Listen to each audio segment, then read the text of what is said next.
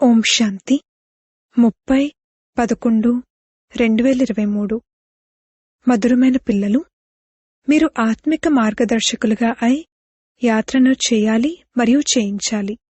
స్మృతియే మీ యాత్ర. స్మృతి చేస్తూ ఉన్నట్లయితే సంతోషపు పాదరసం పైకెక్కుతుంది. ప్రశ్న: నిరాకార లోకంలోకి వెళ్లడంతోనే ఏ సంస్కారాలు సమాప్తమైపోతాయి మరియు ఏ సంస్కారాలు మిగిలి ఉంటాయి? జవాబు: అక్కడ జ్ఞానం యొక్క సంస్కారాలు సమాప్తమైపోతాయి. ప్రారబ్ధపు సంస్కారాలు మిగిలి ఉంటాయి. ఆ సంస్కారాల ఆధారంగా పిల్లలైన మీరు సత్యుగంలో ప్రారబ్ధాన్ని అనుభవిస్తారు. అక్కడ మళ్లీ చదువు లేక పురుషార్థపు సంస్కారాలుండవు.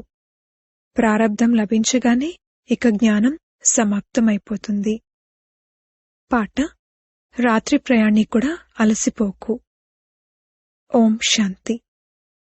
ఇక్కడ సమ్ముఖంగా శివ భగవాన్ వాచ ఉంది. గీతలో శ్రీకృష్ణ భగవాన్ వాచ అని చూపిస్తారు. కాని శ్రీకృష్ణుడు ఆ నామరూపాలతో సమ్ముఖంగా ఉండలేరు. ఇక్కడైతే నిరాకార శివ భగవాన్ వాచ అని సమ్ముఖంగా అంటారు. శ్రీకృష్ణ వాచ అని అన్నట్లయితే మరి వారు సాకారుడవుతారు. ఎవరైతే వేదశాస్త్రాలు మొదలైనవి వినిపిస్తారో వారు భగవాను వాచ అని అనరు. ఎందుకంటే ఆ సాధు సన్యాసులు, మహాత్ములు మొదలైన వారంతా సాకారంలో ఉన్నారు. ఇక్కడ తండ్రి ఓ ఆత్మిక యాత్రికులారా అని అంటారు. ఆత్మిక తండ్రి తప్పకుండా ఆత్మలతోనే పిల్లలు అలసిపోకండి అని అంటారు. యాత్రలో ఎవరైనా అలసిపోతే తిరిగి వచ్చేస్తారు. అది దైహికమైన యాత్ర. భిన్న భిన్న మందిరాలకు దైహిక తీర్థయాత్రలు చేయడానికి వెళ్తారు. కొందరు శివుని మందిరాలకు వెళ్తారు. అక్కడన్నీ భక్తి మార్గపు దైహిక చిత్రాలను ఉంచారు. ఇక్కడైతే ఉన్నతోన్నత ఆత్మ అయిన పరంపిత పరమాత్మ ఆత్మలకు చెప్తున్నారు, ఓ పిల్లలు, ఇప్పుడు నా ఒక్కరితోనే బుద్ధియోగాన్ని జోడించండి. అంతేకాక వారు జ్ఞానాన్ని కూడా ఇస్తారు. తీర్థయాత్రలకు వెళ్ళినప్పుడు అక్కడ కూడా బ్రాహ్మణులు కూర్చుని ఉంటారు. కథలు, కీర్తనలు చేస్తూ ఉంటారు. నరుని నుండి నారాయణునిగా అయ్యేందుకు మీ సత్యనారాయణ కథ ఒక్కటే ఉంది. మొదట మధురమైన ఇంటికి వెళ్తాము, ఆ తర్వాత విష్ణుపురిలోకి వస్తామని మీకు తెలుసు. ఈ సమయంలో మీరు బ్రహ్మపురిలో ఉన్నారు. దీనిని పుట్టినిల్లు అంటారు. మీకు నగలు మొదలైనవేవీ లేవు, ఎందుకంటే మీరు పుట్టినింటిలో ఉన్నారు. అత్తవారింట్లో మీకు అపారమైన సుఖాలు లభించనున్నాయని మీకు తెలుసు. ఇక్కడ కలియుగ అత్తవారింట్లో అపారమైన దుఃఖం ఉంది. మీరు ఆవలి వైపున్న సుఖధామంలోకి వెళ్ళాలి. ఇక్కడి నుండి ట్రాన్స్ఫర్ అవ్వాలి. తండ్రి అందరినీ నయనాలపై కూర్చోబెట్టుకుని తీసుకువెళ్తారు. శ్రీకృష్ణుని తండ్రి అతణ్ణి బుట్టలో కూర్చోబెట్టుకుని ఆవలి వైపుకు తీసుకుని వెళ్ళినట్లుగా చూపిస్తారు కదా. అలాగే అనంతమైన తండ్రి పిల్లలైన మిమ్మల్ని అటువైపున్న మెట్టినింటికి తీసుకువెళ్తారు. మొదట మన నిరాకారి ఇంటికి తీసుకువెళ్తారు. ఆ తర్వాత మెట్టినింటికి పంపిస్తారు. అక్కడ ఈ పుట్టినింటి మెట్టినింటి విషయాలను మర్చిపోతారు. అది నిరాకారి పుట్టినిల్లు. అక్కడ ఈ జ్ఞానాన్ని మర్చిపోతారు. జ్ఞాన సంస్కారాలు తొలగిపోతాయి. ఇకపోతే ప్రారబ్ధపు సంస్కారాలు మిగిలి ఉంటాయి. అప్పుడిక పిల్లలైన మీకు ప్రారబ్ధమే ధ్యానంలో ఉంటుంది. ప్రారబ్ధం అనుసారంగా వెళ్లి సుఖం యొక్క జన్మలను తీసుకుంటారు. సుఖధామానికి వెళ్ళాలి. ప్రారబ్ధం లభించిన తర్వాత ఇక జ్ఞానం సమాప్తమైపోతుంది. ప్రారబ్ధంలో మళ్లీ మనది అదే పాత్ర కొనసాగుతుంది. మీ సంస్కారాలే ప్రారబ్ధానికి చెందినవిగా అవుతాయి.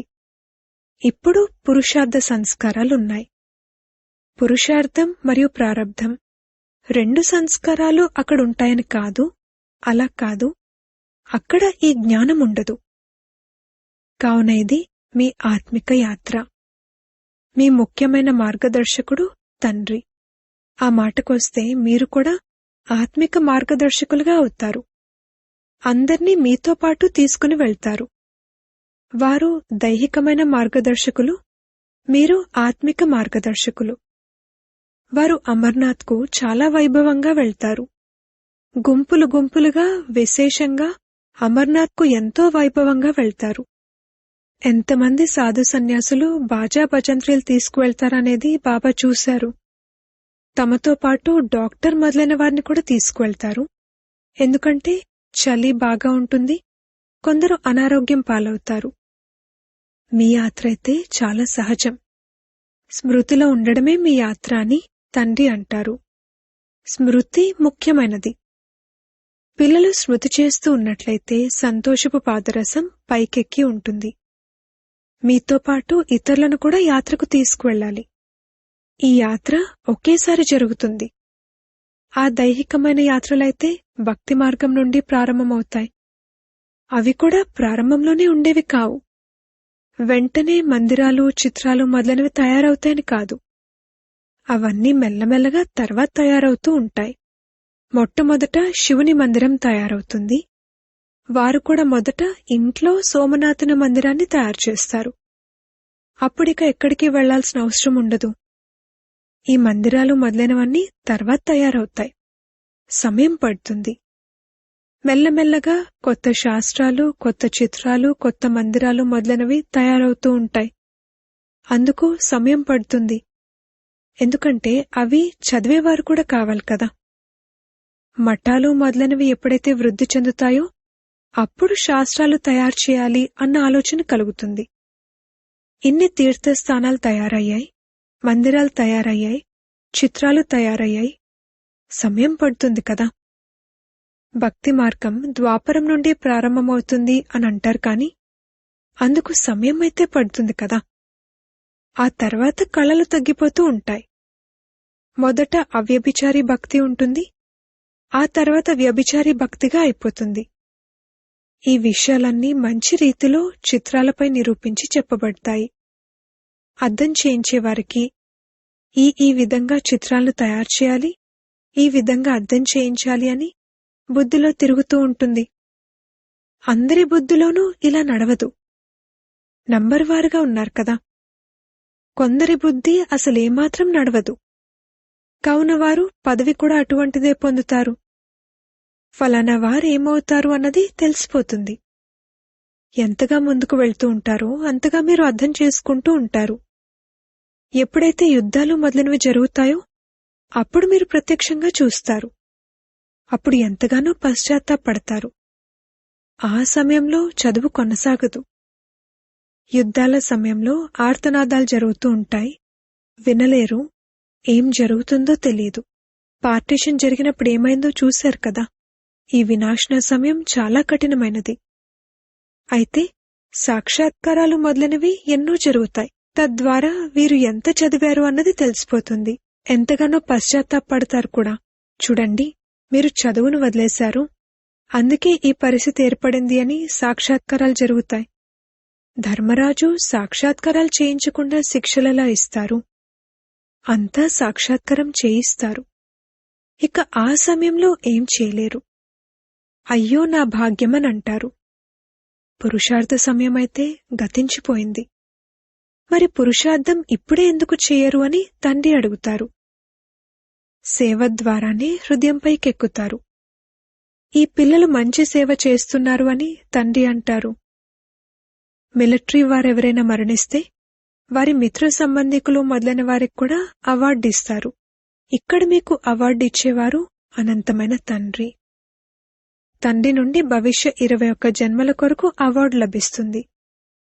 ప్రతి ఒక్కరూ తమ హృదయంపై చేయి వేసుకుని స్వయాన్ని ప్రశ్నించుకోవాలి. నేను ఎంత చదువుకుంటున్నాను? ధారణ జరగడం లేదంటే భాగ్యంలో లేనట్లే. కర్మలే ఆ విధంగా ఉన్నాయంటారు. చాలా చెడు కర్మలు చేసేవారు ఏమీ ధారణ చేయలేరు. తండ్రి అర్థం చేయిస్తారు. మధురమైన పిల్లలు, మీరు ఈ ఆత్మిక యాత్రలో మీ తోటి వారిని కూడా తీసుకువెళ్ళాలి. ప్రతి ఒక్కరికి ఈ యాత్ర విషయాన్ని తెలియజేయడం మీ కర్తవ్యం. ఇది మా ఆత్మిక యాత్ర అని చెప్పండి. అది దైహికమైన యాత్ర. రంగూన్ వైపు ఒక మాయా సరస్సు ఉందన్నట్లు చూపిస్తారు. అక్కడ స్నానం చేసినట్లయితే దేవకన్యలుగా అవుతారని అంటారు. కాని అలా దేవకన్యలుగా ఎవ్వరూ అవ్వరు. ఇది జ్ఞానస్నానం చేసే విషయం. దీని ద్వారా మీరు స్వర్గపు మహారాణిగా అవుతారు. మరియు జ్ఞానయోగాల బలంతో వైకుంఠంలోకి రావడం వెళ్లడం అనేది మీకు సామాన్యమైన విషయం. ఇక్కడైతే మిమ్మల్ని గడియ గడియ ధ్యానంలోకి వెళ్ళకండి, అది అలవాటైపోతుంది అని ఆపడం జరుగుతుంది. కావున ఇది జ్ఞానమానస సరోవరం.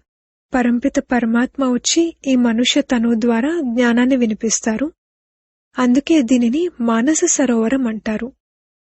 మానస సరోవరం అన్న పదం సాగరం నుండి వెలువడుతుంది. జ్ఞానసాగరంలో జ్ఞాన స్నానం చేయడం చాలా మంచిది. స్వర్గంలో మహారాణి అని పిలువబడతారు. మీరు కూడా స్వర్గానికి యజమానులుగా అవ్వండి అని తండ్రి అంటారు. పిల్లలపై ప్రేమ ఉంటుంది. ప్రతి ఒక్కరిపై దయ కలుగుతుంది. సాధువులపై కూడా దయ కలుగుతుంది. సాధువులను కూడా ఉద్ధరిస్తారు అని గీతలో రాయబడి ఉంది. జ్ఞానయోగాల ద్వారా ఉద్ధరిస్తారు. పిల్లలను మీలో అర్థం చేయించే చురుకుదనం ఎంతో ఉండాలి. మీకు మిగిలినవన్నీ తెలుసు కాని అదంతా మజ్జిగ మాత్రమే. ఇకపోతే వెన్నను తినిపించేవారి గురించి మీకు తెలియనే తెలీదు అని చెప్పండి. తండ్రి ఎంత బాగా అర్థం చేయిస్తారు. కాని ఎవరి బుద్ధిలోనైనా కూర్చోవాలి కదా. తండ్రిని తెలుసుకోవడం ద్వారా మనుషులు వజ్రతుల్యంగా అవుతారు. తెలుసుకోకపోవడం వలన మనుషులు గవ్వతుల్యంగా పూర్తిగా పతితులుగా ఉన్నారు. తండ్రిని తెలుసుకోవడం ద్వారానే పావనంగా అవుతారు. పతిత ప్రపంచంలో పావనులు ఎవ్వరూ ఉండరు.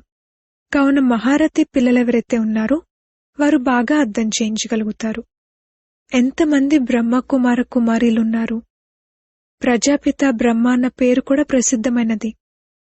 మీరు ప్రజాపిత బ్రహ్మ యొక్క ముఖ వంశావళి. బ్రహ్మకే 100 భుజాలు 1000 భుజాలు చూపిస్తారు. ఎన్ని భుజాలైతే ఉండవని కూడా అర్థం చేయించడం జరుగుతుంది. ఇకపోతే బ్రహ్మ అయితే ఎంతో మంది పిల్లలు కలవారు. మరి బ్రహ్మ ఎవరి సంతానం? వీరికైతే తండ్రి ఉన్నారు కదా.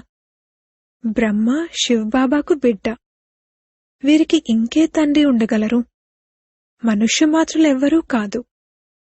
బ్రహ్మ విష్ణు శంకరులు సూక్ష్మతన వాసులుగా మహిమ చేయబడతారు. వారైతే ఇక్కడకు రాలేరు. ప్రజాపిత బ్రహ్మ అయితే తప్పకుండా ఇక్కడే ఉంటారు కదా. సూక్ష్మవతనంలోనైతే ప్రజలను రచించరు. కావున పరంపిత పరమాత్మ వచ్చి ఈ బ్రహ్మముఖం ద్వారా శక్తిసేనను రచిస్తారు. మొట్టమొదట మేము బ్రహ్మ ముఖ వంశావళి అని పరిచయాన్ని ఇవ్వాలి. మీరు కూడా బ్రహ్మ పిల్లలే కదా. ప్రజాపిత బ్రహ్మ అందరికీ తండ్రి. తర్వాత వారి నుండి ఇతర వంశావళులు వెలువడ్డాయి, పేర్లు మారుతూ ఉంటాయి. ఇప్పుడు మీరు బ్రాహ్మణులు. ప్రజాపిత బ్రహ్మకు ఎంతమంది పిల్లలున్నారో ప్రత్యక్షంగా చూడండి. తప్పకుండా పిల్లలకు వారసత్వం లభిస్తుంది. బ్రహ్మ వద్దనైతే ఆస్తి ఏమీ లేదు. ఆస్తి శివబాబా వద్దే ఉంది. బ్రహ్మ శివుని కుమారుడు. అనంతమైన తండ్రి నుండే వారసత్వం లభిస్తుంది. బ్రహ్మ ద్వారా శివబాబా కూర్చుని చదివిస్తారు. మనకు తాతగారి వారసత్వం లభిస్తుంది. బాబా ఎంతో అర్థం చేయిస్తారు కాని యోగం లేదు. నియమానుసారంగా నడవకపోతే బాబా కూడా ఏం చేయగలరు? ఇక అది వారి భాగ్యమని తండ్రి అంటారు. ఈ పరిస్థితిలో మీకే పదవి లభిస్తుంది అనేది బాబాని అడిగితే బాబా చెప్పగలరు. నేను ఎంత సేవను చేస్తున్నాను, శ్రీమతంపై ఎంతవరకు నడుస్తున్నాను అని తమ హృదయం కూడా సాక్ష్యం చెప్తుంది. శ్రీమతం మన్మనాభవ అని చెప్తుంది. అందరికీ తండ్రి మరియు వారసత్వం యొక్క పరిచయాన్ని ఇస్తూ ఉంటారు. దండోరాను కూడా వేయిస్తూ ఉంటారు. మీరు ప్రభుత్వానికి కూడా అర్థం చేయించాలి అని బాబా సూచన ఇస్తూ ఉంటారు. తద్వారా తప్పకుండా భారత్ యొక్క శక్తి అంతా పోయింది అని వారు కూడా అర్థం చేసుకోవాలి. పరంపిత పరమాత్మైన సర్వశక్తివంతునితో యోగమే లేదు. వారితో మీరు యోగాన్ని జోడించినట్లయితే పూర్తిగా విశ్వానికి యజమానులుగా అవుతారు. మాయపై కూడా మీరు విజయాన్ని పొందుతారు. గృహస్థ వ్యవహారంలో ఉంటూ మాయపై విజయం పొందాలి. మన సహాయకుడు తండ్రి. ఎంతగా అర్థం చేయించడం జరుగుతుంది. ధారణ చేయాలి. ధనాన్ని ఇచ్చినా ధనం తరగదు అని బాబా అర్థం చేయించారు. సేవ చేసినప్పుడే బాబా హృదయంపైకెక్కగలరు. లేదంటే అది అసంభవం. దీని అర్థం బాబా ప్రేమించరని కాదు. బాబా సర్వీసబుల్గా ఉన్నవారిని ప్రేమిస్తారు. కష్టపడాలి. అందరినీ ఈ యాత్రకు యోగ్యులుగా తయారు చేస్తారు. మన్మనాభవ. ఇది ఆత్మిక యాత్ర. నన్ను స్మృతి చేసినట్లయితే మీరు నా వద్దకు చేరుకుంటారు. శివపురిలోకి వచ్చి ఆ తర్వాత విష్ణుపురిలోకి వెళ్ళిపోతారు. ఈ విషయాల గురించి కేవలం పిల్లలైన మీకే తెలుసు. ఇంకెవ్వరికీ మన్మనాభవ అర్థం తెలీదు.